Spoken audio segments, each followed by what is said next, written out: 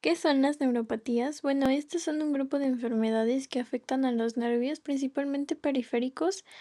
Actualmente existen más de 100 y para estudiar se clasifican según sus síntomas, su distribución topográfica, por su origen o incluso por su curso clínico. Dentro de la primera clasificación, pues tenemos la distribución topográfica, donde tenemos mononeuropatías, mononeuropatía múltiple, polineuropatía, plexopatía, radiculopatías, neuropatía craneal múltiple. Por origen tenemos hereditarias, axonales y adquiridas, y por tipos de fibras tenemos motoras, sensitivas, somáticas, autonómicas, pequeñas y grandes. Mononeuropatía, pues estas afectan a un solo nervio y generalmente ocurren debido a lesiones, compresiones o enfermedades específicas, y las más comunes son el síndrome del túnel carpiano, la parálisis del nervio cubital, la neuropatía del nervio peroneo y la neuropatía del nervio radial. Bueno, en la mononeuropatía múltiple se caracteriza por el daño a varios nervios periféricos, pero de manera asimétrica.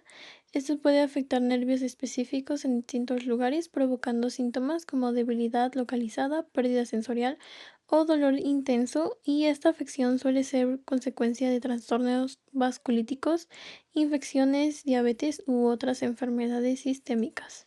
Luego tenemos la polineuropatía, que esta es una condición que afecta a múltiples nervios simultáneamente y es el resultado de una respuesta inflamatoria o una infección, enfermedad autoinmune o exposición a toxinas. Este se clasifica por la modalidad afectada, ya sea sensorial, motora, sensoriomotora o autonómica, el tipo de fibra afectada, ya sea grande o pequeña, y el mecanismo fisiopatológico axonal contra desmielinizante. Sus síntomas sensoriales pueden ser negativos, positivos o ataxia sensorial por la propiocepción alterada. En la plexopatía, pues principalmente tenemos la plexopatía braquial, con causas médicas y causas traumáticas. Las principales lesiones pues son lesiones en el tronco superior, lesiones en el tronco inferior, el cordón lateral que causa debilidad a la flexión y pronación del antebrazo, el cordón medial que causa debilidad y atrofia de los pequeños músculos de la mano, y el cordón posterior, deltoides exteriores del codo, muñecas y dedos. Dentro de las radiculopatías tenemos principalmente la cervical, que se caracteriza por la difusión de un nervio cervical o sus raíces y se presenta en forma de dolor en cuello irradiado o a uno o ambos brazos, con una combinación de déficit sensitivo, debilidad y alteraciones en los reflejos en la distribución de la raíz o nervio afectados, y sus causas son la herniación del núcleo pulposo, las infecciones, los tumores o el compromiso del nervio espinal en el foramen por factores como disminución de la altura del disco intervertebral y los cambios degenerativos de las articulaciones oncovertebrales interiormente y cicapoficiarias posteriormente. Por último, en la neuropatía craneal múltiple tenemos que esta se caracteriza por el daño o difusión de múltiples nervios craneales que son responsables de controlar diversas funciones sensoriales y motoras de la cabeza y el cuello. Sus principales causas pues son la diabetes, la hipertensión, inflamación de los nervios craneales, y como síntomas tenemos los problemas visuales, dolor facial, problemas de audición, dificultad en el habla y tragar, debilidad muscular y problemas de equilibrio. Las neuropatías pueden tener orígenes hereditarios, axonales y adquiridos, cada uno con características y mecanismos patogénicos distintos. Primero tenemos los hereditarios, que son un grupo diverso de trastornos genéticos que afectan a los nervios periféricos. La enfermedad de Charcot-Marie-Tooth es la neuropatía hereditaria más común y se clasifica en tipos desmielinizantes y axonales. Estas neuropatías pueden ser causadas por mutaciones en más de 100 genes diferentes que afectan funciones esenciales para la integridad del nervio periférico. Luego tenemos los axonales, y estos se caracterizan por la degeneración de los axones, que puede ser el resultado de defectos genéticos o adquiridos.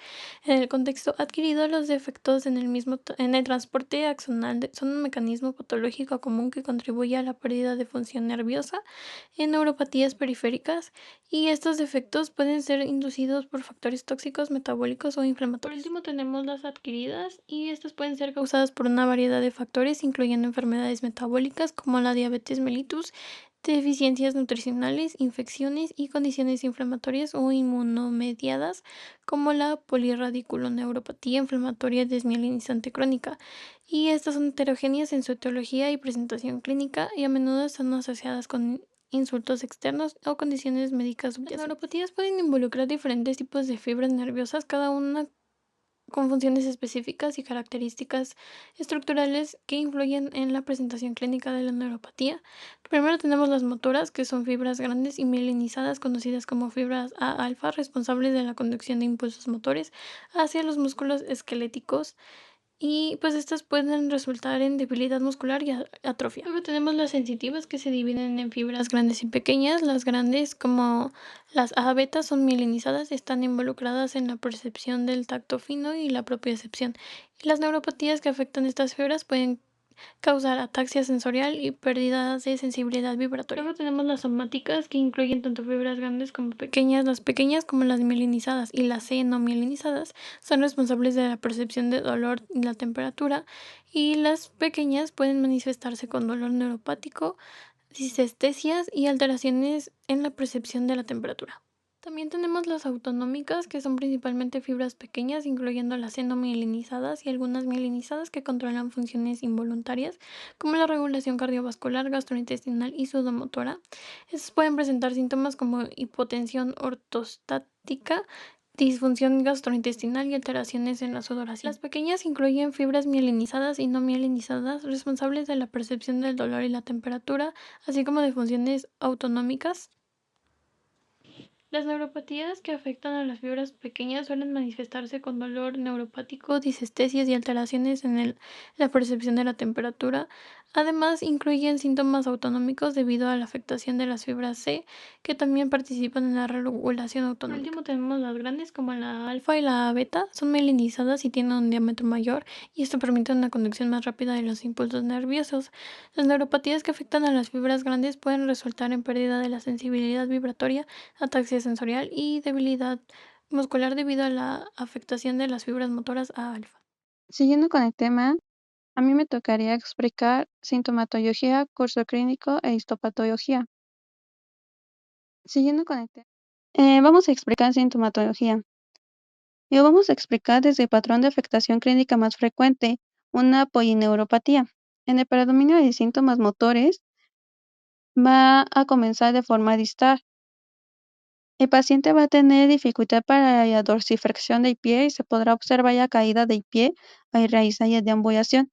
Tendrá incapacidad para caminar sobre los talones con la típica marcha polineurítica, es decir, elevando las rodillas al caminar para evitar tropezar con la punta del pie. El predominio de síntomas sensitivos, al igual que los motores, es de forma distal.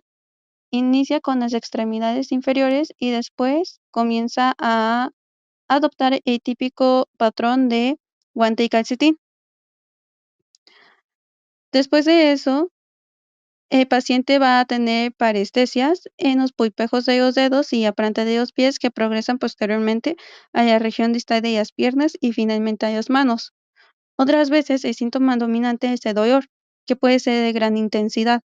Las alteraciones sensitivas negativas incluyen la hipoestesia o anestesia, que puede afectar cualquier tipo de sensibilidad. Por último, tenemos el predominio de síntomas autonómicos. El sistema nervioso autónomo incluye las vías simpáticas y parasimpáticas, y la disfunción de las vías autonómicas causa hipotensión ortástica, disfunción del intestino o la vejiga, sudoración alterada o disfunción eréctil. Y la neuropatía autonómica se diagnostica mediante la evaluación de la función, con pruebas de sudoración y pruebas de la respuesta cardiovascular a maniobras provocadoras. En esta diapositiva nos explica lo que hemos dicho en la diapositiva anterior. Nos divide en síntomas positivos y negativos, y también nos va a dividir en motor, sensitivo o autonómico. En esta diapositiva nos explica lo que hemos dicho en la diapositiva anterior. Nos divide en síntomas positivos y negativos, y también el siguiente tema sería curso clínico. Se puede dividir en tres: aguda, subaguda y crónica. Y aguda es de inicio hasta 4 semanas. Es aquella que se presenta de forma repentina y rápida, con aparición de síntomas en un corto periodo de tiempo. La subaguda es de 4 a 8 semanas. Y la crónica se refiere a una neuropatía que dura más de 8 semanas y puede empeorar progresivamente a lo largo del tiempo. Los síntomas tienden a ser persistentes y no desaparecen completamente. Las neuropatías crónicas que duran años pueden ser hereditarias. Por último, tenemos la histopatología, que se divide en dos. La primera sería axonopatía. Las neuropatías axonales afectan primero a los nervios más largos porque son más sensibles a la disfunción axonal. Esto causa síntomas en un patrón dependiente de la longitud. Los pacientes con neuropatías axonales por lo general se presentan primero con cambios sensoriales o debilidad en los pies y pérdida de los reflejos de tobillo. A medida que progresa la neuropatía axonal, los síntomas y signos quizás asciendan por las piernas y finalmente comiencen a afectar la parte distal de las extremidades superiores. Las neuropatías axonales por lo general no afectan las manos, sino hasta que la neuropatía ha progresado hasta el nivel de la parte media de las pantorrillas. La siguiente sería la mielonopatía. Daña la mielina en todo el sistema nervioso periférico, de modo que puede haber afección simultánea de nervios cortos y largos. Esto causa síntomas y signos tanto proximales como distales, así como afección simultánea de las manos y los pies en el momento de la presentación, un patrón no dependiente de la longitud. Dado que los nervios más largos tienen la mayor cantidad de mielina, tienen el territorio en el cual es más posible que haya desmielinización como consecuencia de un proceso desmielizante. Retomando la parte de la clasificación de las neuropatías, también se van a clasificar según su etiología. Van a existir las neuropatías que son metabólicas, infecciosas, neoplásicas, tóxicas, medicamentosas, compresivas, autoinmunes o incluso existen las genéticas, pero vamos a hablar más de ello un poquito más adelante. Y otra de las clasificaciones va a ser la distribución de los síntomas que pueden ser distales y proximales. Y otra de las clasificaciones va a ser la distribución de los síntomas que pueden ser distales y proximales. En una neuropatía con síntomas distales va a afectar normalmente a los nervios más largos que están en las extremidades. Los síntomas principales pueden ser sensitivos o motores. Los sensitivos son las parestesias, dolor en manos y pies, pérdida de sensibilidad al tacto, dolor, temperatura y vibración en extremidades. Los motores pueden ser debilidad muscular distal. Y los síntomas proximales, que pueden ser sensitivos o motores, en los sensitivos va a ser menor sensibilidad, dolor o molestia en áreas proximales, y los motores, debilidad en la parte proximal de las piernas, caderas o cintura pélvica, atrofia muscular en los glúteos o pérdida de algunos reflejos. En casos graves incluso puede haber alguna alteración en el control de la vejiga o los intestinos, y además añadí una imagen que me gustó porque retrata cómo se ven los síntomas en la neuropatía diabética. Anteriormente mencionamos que las neuropatías tenían una etiología y entre ellos estaba el metabolismo. En un estudio con 284 pacientes de neuropatía, la causa más común de que la desarrollaran fue el deterioro del metabolismo de la glucosa, con 72 pacientes representando un 25%. Y otras causas comunes incluyeron la diabetes, la deficiencia de vitaminas, como la B12, la B6 y ácido fólico, y enfermedades hepáticas y renales crónicas. Las neuropatías infecciosas son causadas por diversos agentes infecciosos y pueden resultar de la invasión directa de los nervios por el agente infeccioso.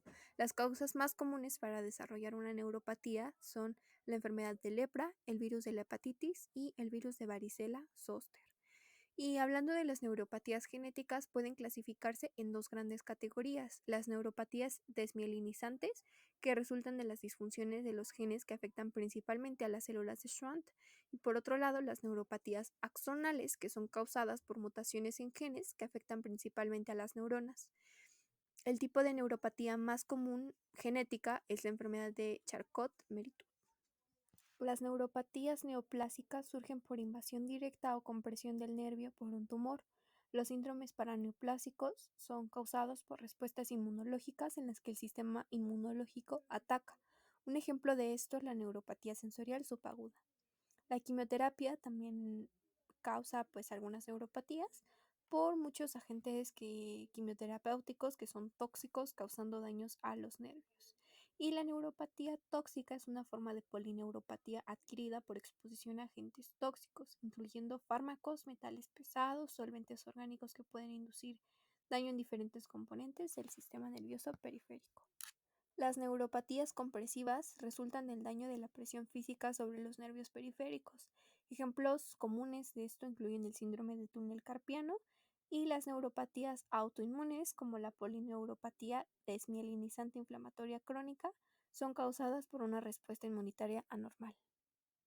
Por último, hablaremos de la neuropatía diabética y es la más común en México. Se estima que aproximadamente un 50% de los pacientes con diabetes eventualmente van a desarrollar alguna neuropatía. La hiperglucemia es un factor clave. También influyen otros elementos como la edad, la dislipidemia, la hipertensión y el tabaquismo. Y los síntomas van a variar según el tipo de fibras que se esté afectando. Las pequeñas son las encargadas de la sensación de dolor y disestesia, y la afectación de fibras grandes puede causar síntomas como entumecimiento y pérdida de la sensibilidad protectora. Existen muchísimas neuropatías y también neuropatías diabéticas, pero las más comunes que se suelen presentar son las polineuropatías simétricas sensitivo-motoras, la neuropatía del sistema nervioso autónomo, la neuropatía autonómica cardiovascular, la neuropatía autonómica gastrointestinal, la neuropatía sudomotora y vasomotora periférica, entre otras más. Como existe una amplia variedad de las neuropatías, el diagnóstico se debe dar por descarte. El médico encargado debe preguntarle al paciente dónde comenzaron los síntomas, por ejemplo, en alguna de las preguntas, y la clínica típica en las respuestas que nos van a decir puede decir que hayan empezado en los dedos de los pies. Después preguntamos cuáles son los síntomas, si empeoran por la noche, y aquí dejé algunas preguntas. Además, el diagnóstico también se basa principalmente en una combinación de los síntomas, que particularmente son la pérdida sensorial distal simétrica, la pérdida de los reflejos, las alteraciones de la sensibilidad térmica, vibratoria o al dolor, y la presencia de una úlcera indolora del pie.